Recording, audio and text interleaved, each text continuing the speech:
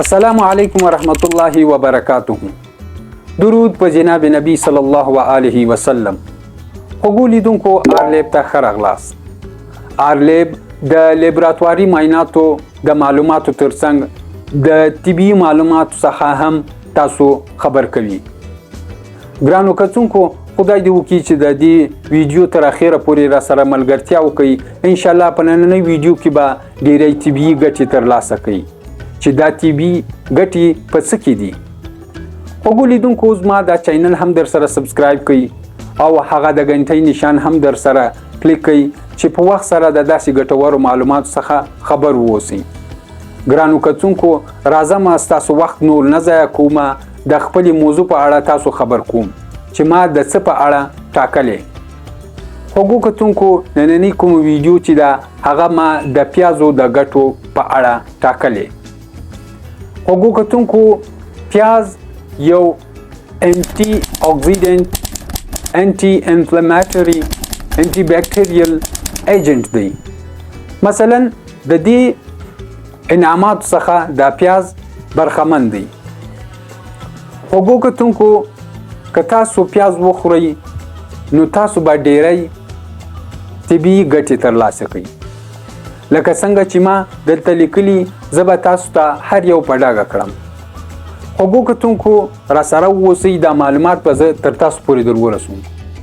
ګرانو کتونکو لومړنۍ د پیازو کومه ګټه چې ده چې تاسو کله پیاز وخورئ ستاسو زړه به چې وي هغه به صحتمند وي، یعنی د زړه روغتیا به مو سالمه وي.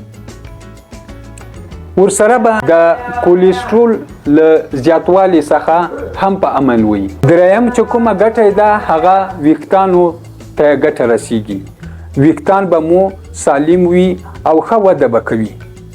ورسره څلورمه چې کومه ګټه ده هغه د کینسر ناروغۍ په اړه ده، یعنی د کینسر د ناروغۍ څخه به په امن وي، په خاصه توګه د بریسټ کینسر چې ورته وایي او همداسې نور ځینې اقسام دي د کینسر د هغو څخه به په امن وي.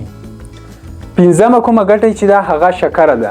خوږو لیدونکو کله چې تاسو پیاز کاروئ، پیاز خورئ، نو تاسو به د شکرې له ناروغۍ څخه په امن یا د شکرې د زیاتوالي څخه به په امن وي. ګرانو کتونکو شپږمه کومه ګټه چې ده هغه د هډونو په اړه ده. ستاسو هډونه به مضبوط وي. د پیازو په خوړلو سره به ستاسو هډونه مضبوط او قوي وي. اومه کومه ګټه چې ده هغه د لوړ فشار د. خوږو کتونکو کله چې تاسو په خپل ورځني خوراک کې پیاز کاروئ نو پیاز خورئ، تاسو به د لوړ فشار څخه په امن یي چې دا نن سبا ډیری د ناجوړۍ زیات خلک لري، ځکه پریشانیانې دي، ژوند کې زیات مشکلات وي، ژوند داسې سخت شوی نو د فشار ناروغۍ بیخي زیاتې دي. نو تاسو پیاز کاروئ انشاءالله د لوړ فشار څخه به بیا په امن یي.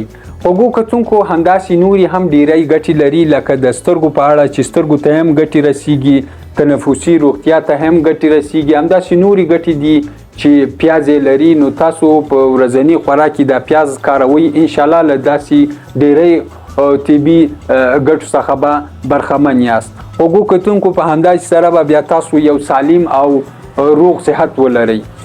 ګرانو کتونکو د غذایي موادو څخه بډایه یوه ښه سرچینه چې ده هغه پیاز دی. نو باید تاسو دا ګټې هیرې نه کړئ، له ځان سره یې ولیکئ، در سره په ذهن کې وساتئ چې پیاز دا طبیعي ګټې لري نو زه به یې کاروم. خوږو کتونکو خدای دې وکړي چې زما دا معلوماتي ویډیو مو خوښه سوي وي نو تر نورو ملګرو پورې هم ورسوئ، نو ستاسو به ډېر منندوی یم. خوږو کتونکو خپل نظر د کمنټ په شکل کې هم را سره شریک کولی سئ چې زه را روانې ویډیو د څه په اړه جوړه کړم، یا زما ویډیو چې زه جوړوم په دې کې خو به کومه کمی نه وي، نو انشاءالله هغه هر څه به بیا صحیح کړم. ګرانو کتونکو ستاسو ملګرتیا تل را سره وپالئ، انشاءالله زه به هم ستاسو سره تل همداسې ګټورې ویډیوې جوړوم. چیرې هم چې یاست خوشحاله او آباد اوسئ، موږ په خپلو دعاګانو کې یاد ساتئ. السلام علیکم ورحمت الله وبرکاته. Thank you for watching. Subscribe to my channel.